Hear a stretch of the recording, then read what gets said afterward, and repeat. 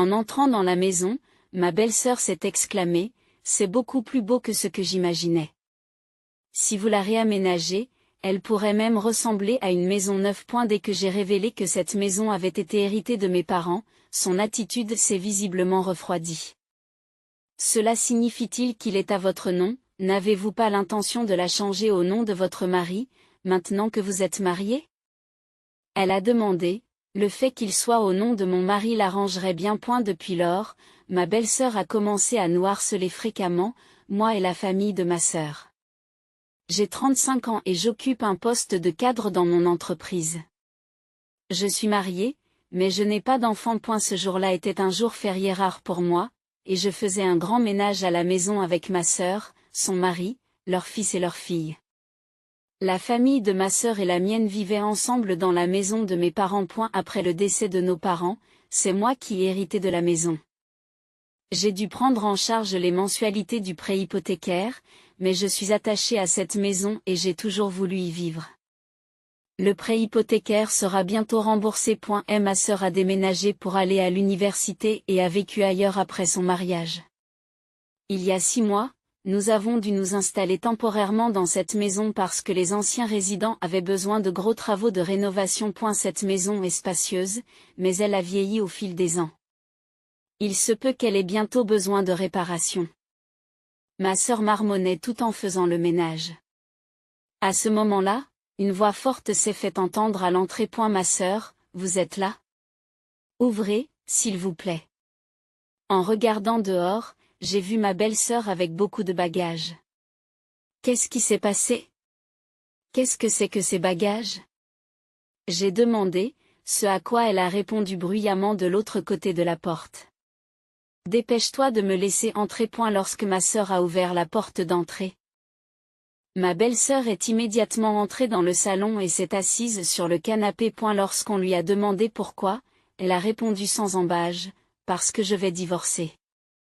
Son mari travaille pour une grande entreprise et gagne des revenus considérables, il devait donc y avoir quelque chose de grave pour qu'elle décide de divorcer. Alors que je réfléchissais au lien entre sa venue chez nous et son divorce, elle m'a dit, de toute façon, c'est pour ça que je vais vivre ici à partir de maintenant. En réalité, elle avait toujours eu des vues sur cette maison. Changer le nom sur l'acte de propriété n'est pas très difficile, mais la céder à ma belle-sœur de cette manière équivaudrait à ce que j'abandonne la maison. Je m'attendais à ce qu'elle agisse de la sorte. Et si je refusais, ma belle-sœur, cupide et arrogante, exigerait de force le changement de propriétaire. Finalement, elle pourrait même changer le nom elle-même. Malheureusement, mon mari s'est rangé de son côté et n'a pas voulu nous écouter, si bien que j'ai décidé de mettre en œuvre un plan auquel j'avais déjà pensé. Après avoir échangé un regard avec ma sœur et son mari, j'ai hoché la tête et j'ai dit, d'accord, alors je vais m'occuper du changement de nom pour vous.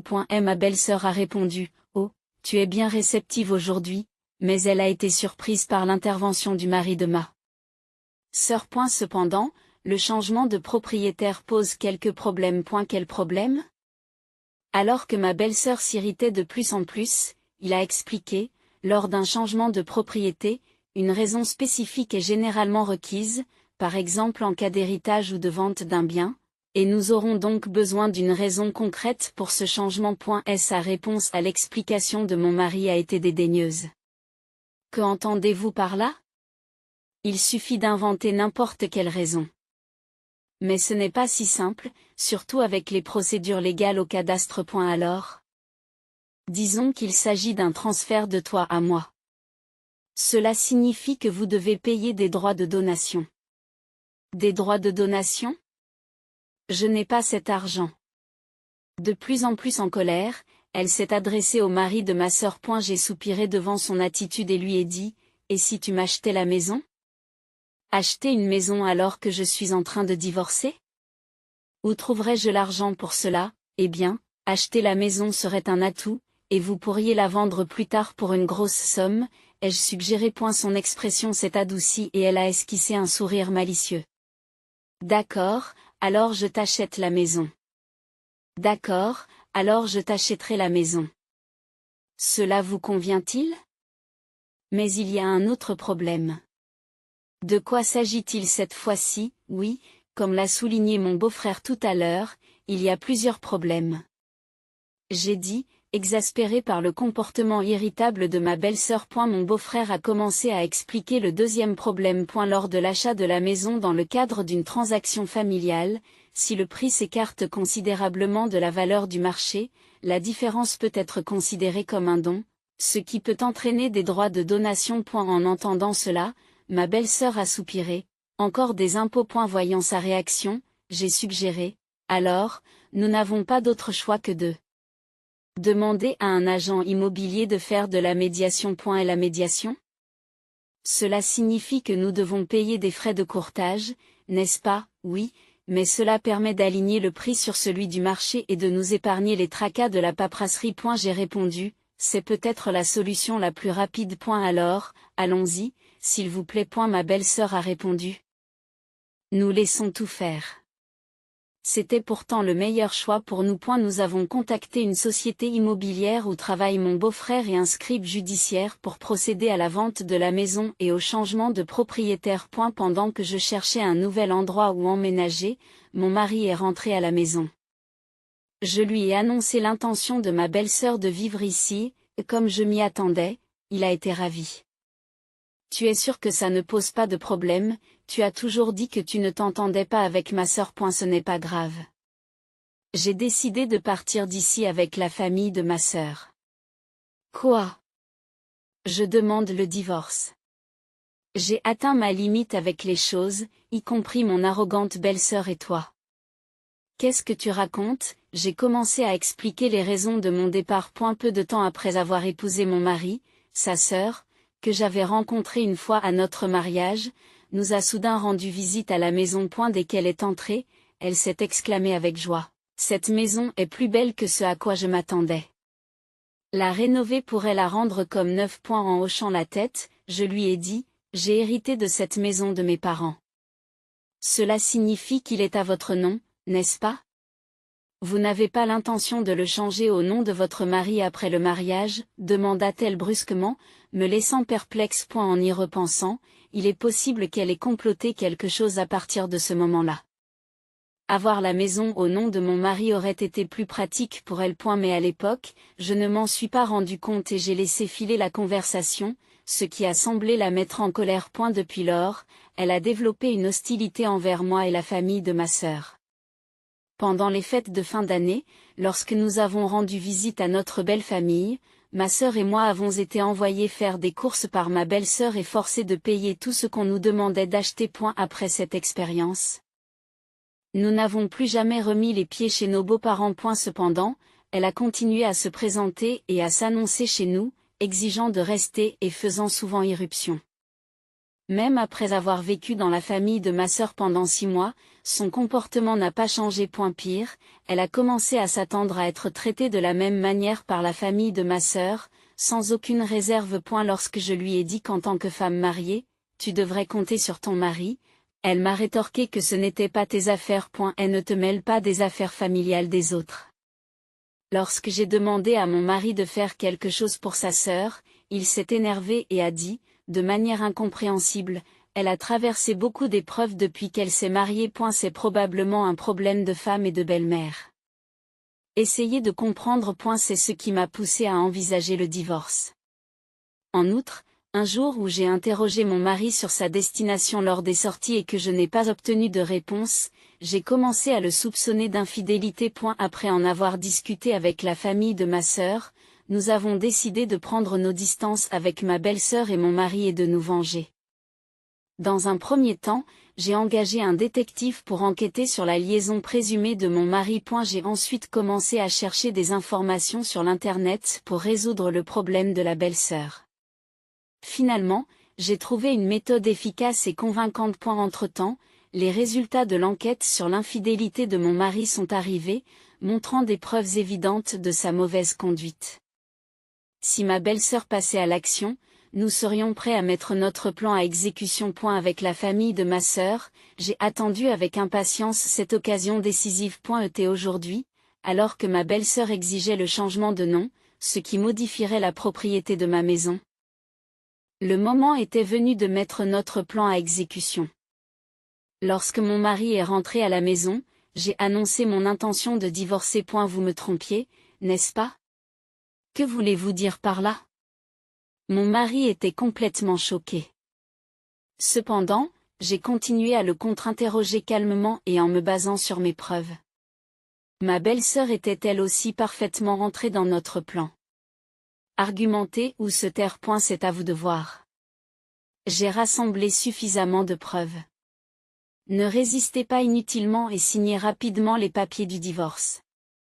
Mais cela, je veux dire, bataille juridique ou médiation, l'un ou l'autre convient. Le divorce est une décision prise. Mon mari ne savait plus où donner de la tête. À ce moment-là, ma belle-sœur est apparue et a dit, « Grand frère, pourquoi traînes-tu? Si tu es libre, aide-moi à porter mes bagages. J'ai besoin que vous attendiez un moment. D'abord, j'ai besoin que mon mari signe ses papiers de divorce. Quoi? Le divorce. Qu'est-ce que tu veux dire? Nous avons décidé de divorcer. Si vous avez l'intention de vivre ici, je n'ai pas besoin de rester. Ma sœur et son mari ont suivi mon exemple. De plus, nous avons l'intention de quitter cet endroit. Vous pouvez utiliser cette maison comme bon vous semble. En entendant mes paroles, ma belle-sœur a souri et a dit, « Ce n'est donc plus votre maison ni celle de votre sœur. » C'est ça? C'est exact. J'ai l'argent de la vente de la maison et de l'accord de divorce. Il ne sera donc pas difficile de trouver une nouvelle maison. En entendant cela, mon mari a signé les papiers du divorce à contre-séure. Après avoir reçu les papiers du divorce, la famille de ma sœur et moi avons quitté notre ancienne maison.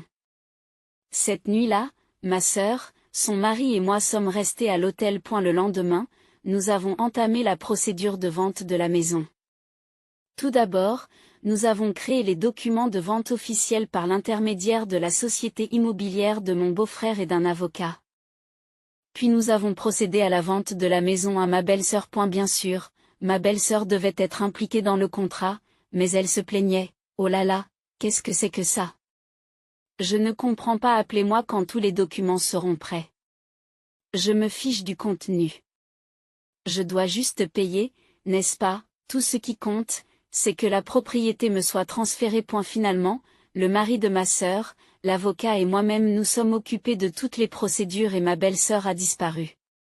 Nous ne sommes pas parvenus à un accord, mais c'était prévisible. Je ne pensais pas qu'elle pourrait supporter le processus fastidieux du contrat. Finalement, elle n'a participé qu'aux premières étapes de la confirmation de l'intention d'achat et à la signature des documents finaux. Ensuite, nous avons complètement déménagé nos affaires de la maison afin de pouvoir la remettre.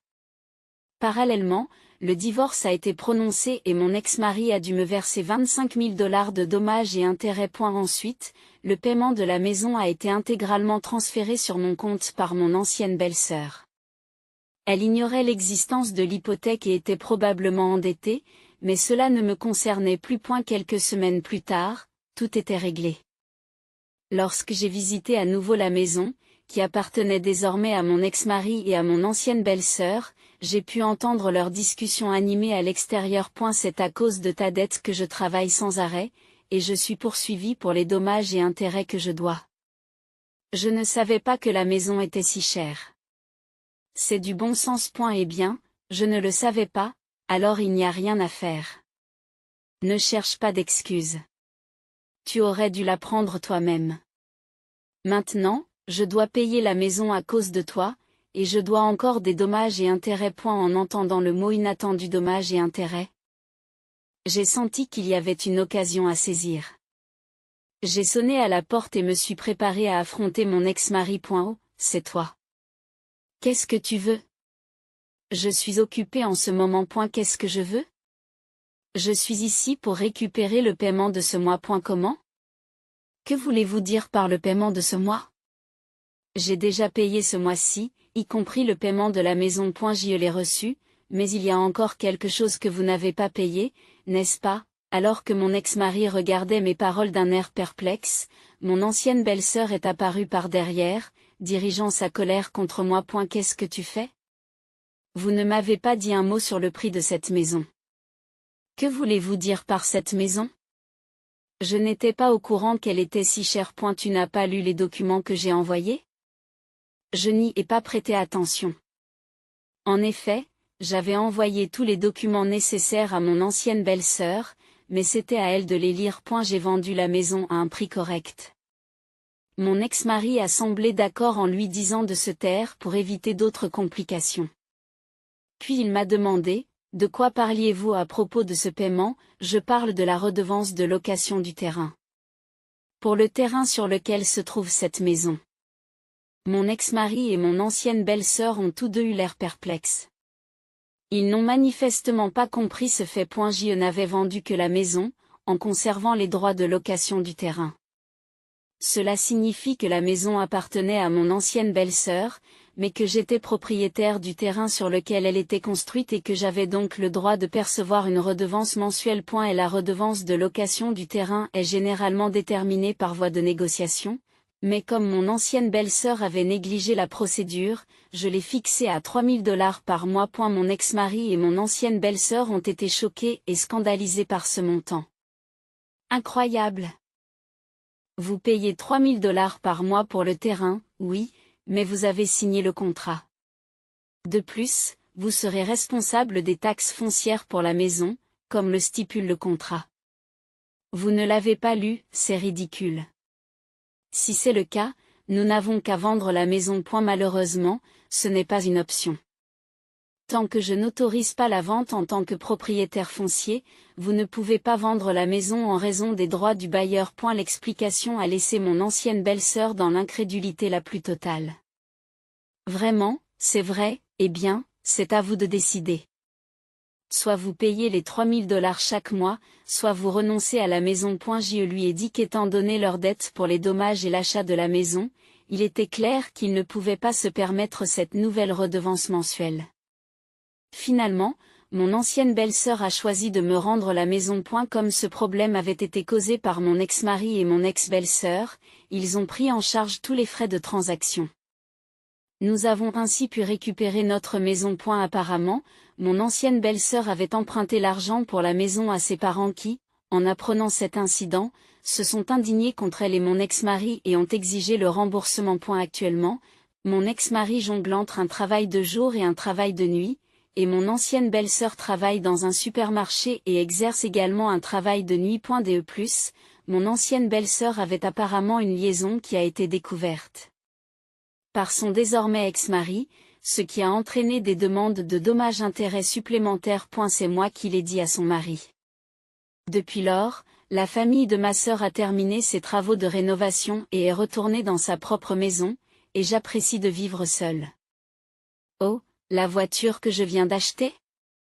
Je vais m'en occuper. Comme le contrat de paiement est à votre nom, je compte sur vous pour rembourser le prêt. En fait, j'ai rencontré une femme qui m'attire beaucoup. En me disant cela, mon mari a disparu comme un brouillard devant mes yeux. Il ne me restait plus que ma fille unique et une énorme dette de $500 000. Je m'appelle Beth et j'ai 40 ans. Je suis une femme qui concilie les tâches ménagères et mon travail sur un site d'entreprise dans la région de Métropolitain. J'ai une petite famille avec mon conjoint, Chris, qui a le même âge que moi, et ma fille de 11 ans, Rose. Depuis son plus jeune âge, Rose est exceptionnellement brillante.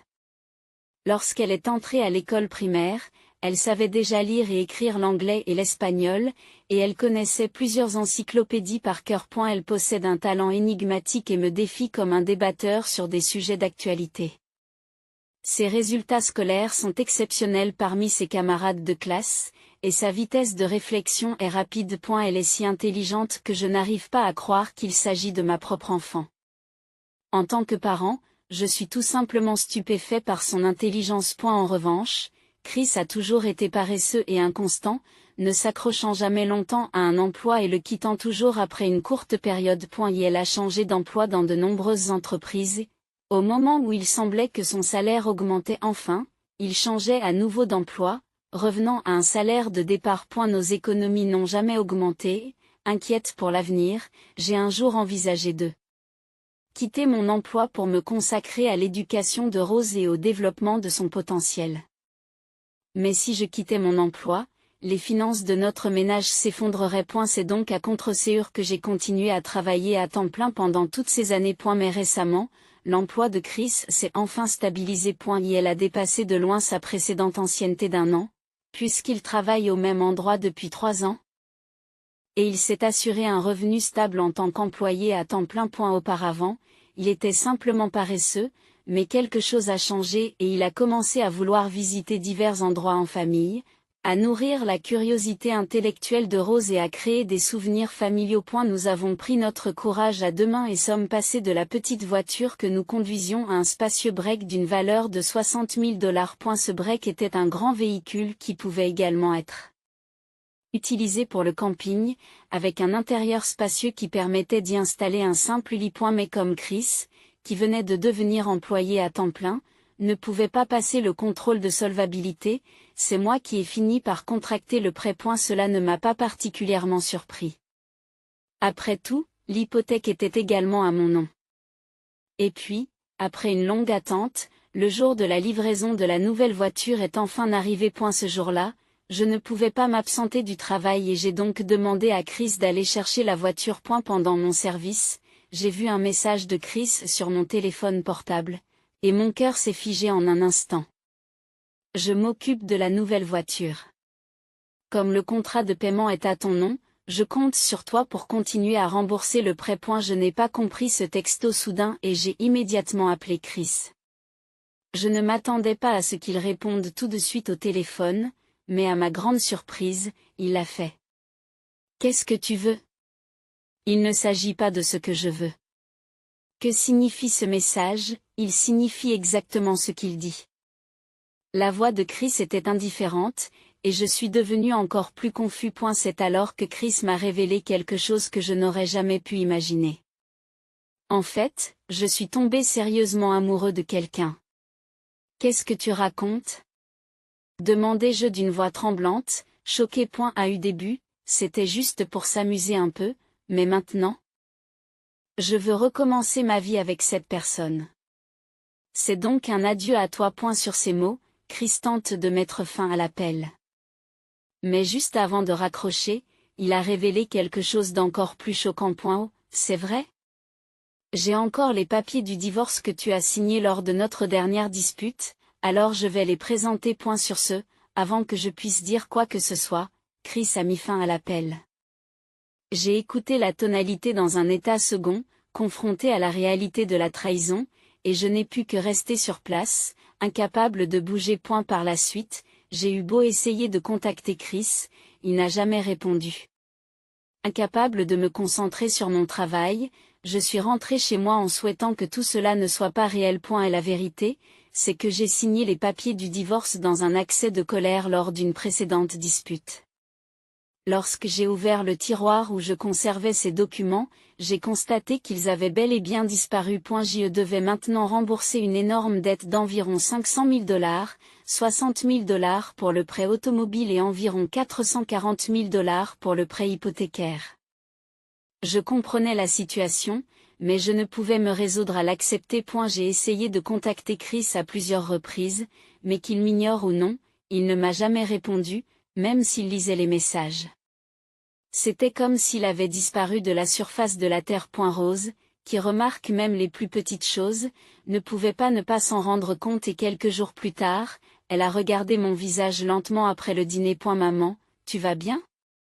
Tu as l'air un peu mal en point ces derniers temps, n'est-ce pas? J'étais sur le point de faire semblant d'aller bien, mais sachant que Rose pouvait voir à travers moi, j'ai décidé d'être honnête. Oui. Je suis un peu fatiguée. Rose semblait savoir que j'avais d'autres choses à dire. Maman, cette habitude de te frotter les mains, c'est un signe que tu mens, n'est-ce pas? Rose l'a fait remarquer avec son sens aigu de l'observation, et je n'ai pas pu m'empêcher de sourire. Elle a continué à parler. Papa n'est pas rentré depuis avant-hier?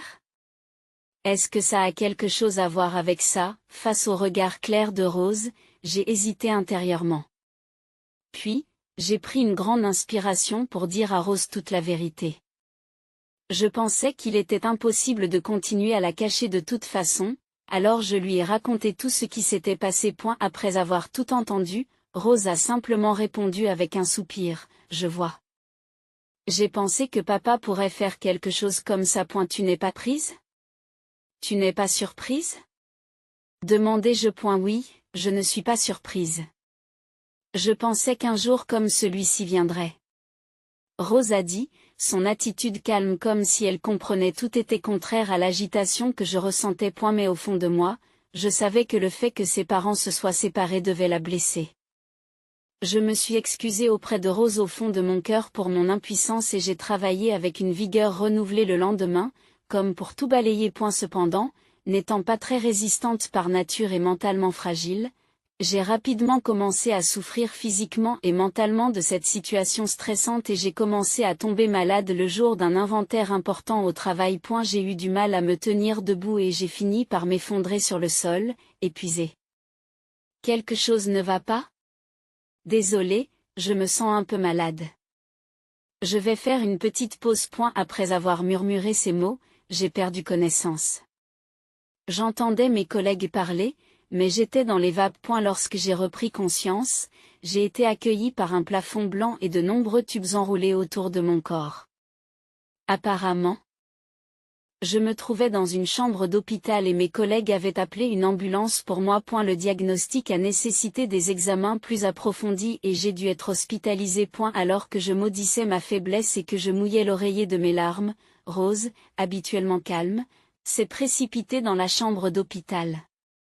Alors que je me retournais pour essuyer mes larmes, Rose m'appela d'une voix déchirante. Maman, tu vas bien? Tu ne vas pas mourir subitement, n'est-ce pas? En voyant Rose, son comportement habituellement calme a été perturbé pour une fois. Je la rassure en lui caressant doucement les cheveux. Ne pense pas à ça. Il est hors de question que je te laisse seule. Vraiment? C'est un soulagement. J'ai cru que mon cœur allait s'arrêter. Rose a poussé un soupir de soulagement. Elle n'avait que 12 ans. Pour le bien de Rose, j'ai décidé de retrouver la santé. Mais ma santé était plus gravement compromise que je n'aurais pu l'imaginer. Après que le diagnostic a révélé une ombre sombre sur mes organes, le médecin m'a dit qu'il pouvait s'agir d'une tumeur maligne. Une intervention chirurgicale s'imposait donc. J'ai donc décidé de me faire opérer. Le rétablissement après l'opération s'est étonnamment bien passé. Heureusement, la tumeur s'est avérée bénigne. J'aurais besoin d'un suivi régulier. Mais j'ai pu quitter l'hôpital un mois après l'opération. Le jour de ma sortie, un mois exactement après la disparition de Chris, je suis rentrée chez moi et j'ai trouvé une enveloppe dans la boîte aux lettres. À l'intérieur se trouvait un avis de rappel concernant le prêt automobile. Mon compte en banque aurait dû être suffisamment approvisionné, et il n'était pas logique que je ne puisse pas effectuer le moindre paiement. C'était étrange. En consultant à la hâte mon compte bancaire sur Internet, je n'arrivais pas à croire les chiffres qui s'affichaient. Le solde de mon compte n'était que de 3,21 $. Je me suis dit qu'il devait s'agir d'une erreur et j'ai cliqué à plusieurs reprises sur le bouton d'actualisation. Mais le résultat était le même. Un chiffre froid de 3,21 $ apparaissait à l'écran. Qu'est-ce que c'est? Ce n'est pas possible. Dans ma mémoire, il aurait dû rester plus de 40 000 $. Tout en m'efforçant de contenir mon agitation, j'ai vérifié le tiroir où je gardais le livret de banque et je l'ai trouvé vide. Chris, le coupable était évident, mais on ne savait pas où il se trouvait, et je n'avais aucune idée de la marche à suivre. Même se débarrasser de la voiture était impossible sans l'avoir en main. Depuis que Chris a quitté cette maison, le malheur continue. En pensant cela, mon moral s'est effondré. Rose m'a vu dans cet état et m'a doucement caressé l'épaule. Maman, tu es toute pâle. Tu te sens encore mal? Je ne pouvais plus cacher la situation à Rose. J'y vais bien physiquement, mais papa n'a pas seulement pris la voiture, il a aussi pris toutes nos économies. Je me remets à peine d'une maladie et je ne peux pas reprendre le travail tout de suite, alors je suis dans le pétrin. En entendant cela, Rose est revenue avec des mots d'encouragement que je n'avais même pas envisagés. Maman, tout va bien. Nous sommes tous les deux vivants, après tout. Je mentirai même sur mon âge pour chercher un emploi sur Internet s'il le faut. On peut être bien payé en faisant de la programmation. En voyant ma fille de 12 ans s'efforcer de me remonter le moral, je me suis reproché ma déception. Je suis désolée de t'avoir inquiété. Maman fera de son mieux. Alors que je disais cela en souriant, Rose, incapable de cacher sa joie, suggéra malicieusement, et si on commençait par reprendre la voiture à papa? Je me suis retournée à la proposition soudaine de Rose. Comment pouvons-nous la récupérer? La voiture est enregistrée au nom de maman, n'est-ce pas? Oui. C'est vrai. Je n'ai toujours pas compris ce qu'elle voulait faire. J'ai écouté le plan de Rose et j'ai été impressionnée. Mais tout de suite après, je me suis inquiétée. Le problème, c'est qu'on ne sait pas où est papa. En baissant les yeux, Rose m'a dit, ne t'inquiète pas, je sais. Vraiment? Le GPS. Souviens-toi, on l'a installé sur le téléphone de papa. C'est alors que je me suis souvenu. Nous avions donné à Rose un téléphone portable d'enfant et installé des applications de suivi GPS sur nos smartphones pour éviter la même situation si Rose se perdait. J'ai suivi les déplacements de papa avec cette application. Et elle s'est beaucoup déplacée. Je vois. Mais comment allons-nous l'attraper? Rose sourit secrètement et dit, ne t'inquiète pas, j'ai déjà préparé un plan.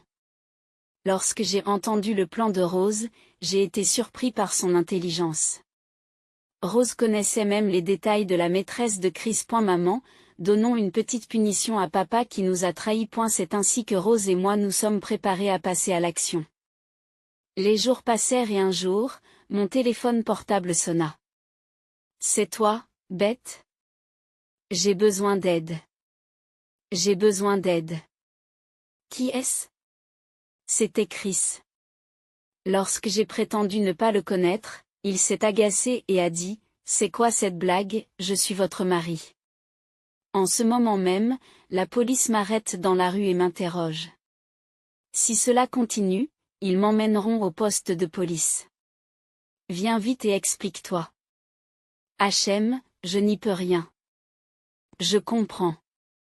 Attendez-moi là. Sachant que Chris n'était pas loin grâce au GPS, Rose et moi nous sommes dirigés vers son emplacement. Chris se tenait à côté de la voiture, interrogé par un officier. Je me suis approché de l'officier et lui ai demandé, pourriez-vous nous laisser parler un peu? Puis je leur ai demandé de s'éloigner un instant. Chris semblait mal à l'aise et nous a poussés, Rose et moi, à monter dans la voiture. À l'intérieur se trouvait une jeune femme, sa maîtresse, qui nous jetait un regard noir. Mais franchement, cela n'avait pas d'importance. Après avoir fermé les portes, Chris a poussé un profond soupir et a dit, « Je suis content que vous soyez venus. » Mais pourquoi ces gens m'ont-ils interrogé? Pourquoi l'ai-je fait? Parce que la voiture a été volée et que je l'ai signalée à la police. Les yeux de Chris s'écarquillent de surprise. Quoi? Pourquoi as-tu fait ça? Pourquoi, si la voiture de quelqu'un a disparu, il le signale naturellement à la police? Chris semblait toujours incapable de comprendre la situation, continuant à insister sur le fait qu'entre époux, les crimes ne sont pas un problème, et que les biens sont partagés, mais nous étions déjà légalement divorcés. De telles excuses sont inacceptables. C'est toi qui as déposé les papiers du divorce. C'est un problème si vous utilisez la voiture de quelqu'un d'autre sans permission. Je l'ai juste empruntée pour un moment. C'est vrai? Tu l'as juste empruntée pour un moment, tu aurais peut-être dû la rendre à l'époque. Comme je lui tendais la main, Chris sembla comprendre et me remit les clés de la voiture à contre-séur. Rose, qui était restée silencieuse jusqu'à présent, prit la parole. Papa, pourquoi nous as-tu quittés pour partir avec elle? Il ne s'attendait sûrement pas à être interrogé directement par son enfant. Chris est abasourdi et reste sans voix. À ce moment-là, la femme commença à répondre à Rose par un ricanement. Clairement, c'est parce que je suis plus jeune et plus attirante que ta mère. Je lui plais totalement et il n'a plus besoin de vous. Alors, je ne t'ai rien demandé. Rose l'a interrompu d'un cri énergique. Papa, réponds-moi. Je veux l'entendre de ta bouche. La femme se tut devant la réponse inattendue de Rose, et Chris resta également silencieux. Et si tu ne réponds pas, j'appelle la police. Lorsque Rose déclara cela, Chris commença soudain à paniquer. Attendez. Je suis désolé. Je vais parler. Et la femme s'appelait Megan. Elle avait rejoint le lieu de travail de Chris en tant que nouvelle employée il y a 4 mois.